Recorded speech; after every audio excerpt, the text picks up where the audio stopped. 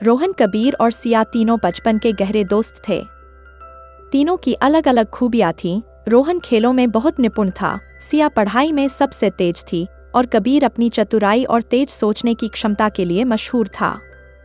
तीनों हमेशा कुछ नया और रोमांचक करने की कोशिश में रहते थे। एक दिन जब सिया स्कूल की लाइब्रेरी में थी, सिया को एक पुरानी, धूल से ढकी किताब मिली जिसका नाम था जादुई द्वीप का रहस्य। सिया ने उत्सुकता से किताब की ओर देखा और कहा, यह किताब जरूर किसी खास जगह के बारे में होगी।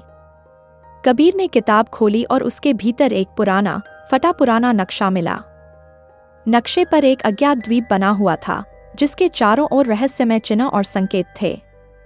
नक्शे के नीचे लिखा था, जो इस द्वीप तक पहुंचना चाहता है उसे अपने साहस और बुद्धिमानी का प्रमाण देना होगा। रोहन ने नक्शे को ध्यान से देखा और कहा, यह रोमांचक लगता है, हमें इस द्वीप की खोज करनी चाहिए। कबीर ने तुरंत हामी भरी और सिया ने अपनी सूझबूझ का इस्तेमाल करते हुए कहा, हमें पहले वहां जाने की तैयारी करनी होगी। वह द्वीप साधारण नहीं होगा। अगले दिन तीनों ने अपनी यात्रा की शुरुआत की। नक्शे के अनुसार उन्हें सबसे पहले एक घने जंगल के पास जाना था। जंगल में घुसते ही वे महसूस कर सकते थे कि यह जगह साधारण नहीं है। पेड़ों के पत्ते अजीब ढंग से चमक रहे थे और हवा में एक जादुई सी गंध थी। कबीर ने कहा, यहाँ कुछ रहस्यमय है, हमें सतर्क रहना चाहिए। सिया ने नक्शे का ध्यानपूर्वक अध्ययन करते हुए कहा, हम सही रास्ते पर हैं।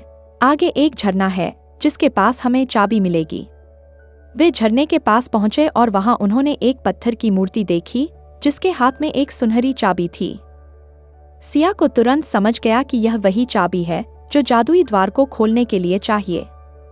उसने चाबी उठाई और तभी उनके सामने एक चमचमाता हुआ दरवाजा प्रकट हुआ।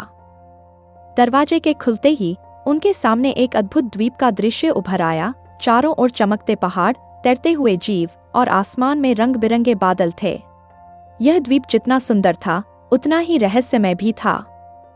नक्शे के अनुसार उस द्वीप के केंद्र में एक खजाना छिपा हुआ था, लेकिन वहां तक पहुंचने के लिए उन्हें कई चुनौतियों का सामना करना था।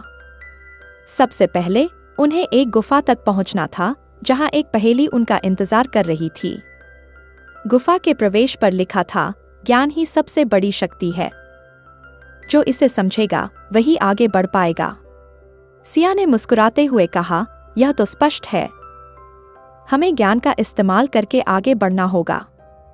उन्होंने गुफा में प्रवेश किया जहां एक विशाल राक्षस खड़ा था। उसने गरजते हुए कहा, यदि तुम इस खजाने तक पहुंचना चाहते हो तो अपनी बुद्धिमानी साबित करो। राक्षस ने उन्हें एक पहेली दी, वह क्या है जो जितना अधिक होता है उतना ही हल्का महसूस होता है। सिया ने तुरंत जवाब दिया, ज्ञान। जितना अधिक हम सीखते हैं उतना ही हमें महसूस होता है कि अभी और कितना जानना बाकी है। राक्षस मुस्कुराया और कहा, तुमने सही उत्तर दिया, तुम आगे बढ़ सकते हो। गुफा के अंदर तीनों आगे बढ़े और उन्हें एक विशाल झरना मिला जिसके पीछे खजाना छिपा हुआ था। लेकिन वहां तक पहुंचने के लिए उन्हें एक और चुनौती पार करनी थी। झरने के सामने एक दरवाजा था जिस पर लिखा था, तेज सोचो, जल्दी बढ़ो, समय महत्वपूर्ण है। कबीर ने अपनी तेज सोच का उपयोग करते हुए दरवाजे की चाबी ढूंढ निकाली और दरवाजा खुलते ही उनके सामने चमकता हुआ खजाना था। लेकिन यह खजाना सोने या चांदी का नहीं था। वह एक प्राचीन पुस्तक थी जो द्वीप के सभी रहस्यों और जादुई शक्तियों को संजोए हुए थी। सिया ने किताब को देखा और कहा, यह असली खजाना है, ज्ञान और रहस्य जिससे हम अनगिनत बातें सीख सकते हैं।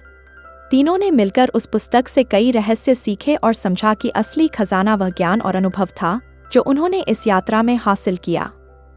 जब वे वापस लौटे तो वे सिर्फ 3 साधारण दोस्त नहीं थे। अब वे जादू और रहस्यों की दुनिया से जुड़े थे और उनकी यह यात्रा हमेशा के लिए उनकी जिंदगी का सबसे बड़ा रोमांच बन गई। अब तीनों और भी बड़ी और अनोखी यात्राओं की योजना बना रहे थे, क्योंकि वे जानते थे कि असली रोमांच वहीं होता है जहां ज्ञान, साहस और तेजी का संगम हो। दोस्तों, कहानी अच्छी लगी हो तो वीडियो को लाइक कीजिए और हमारे चैनल हिंदी कहानियों की किताब को सब्सक्राइब कीजिए।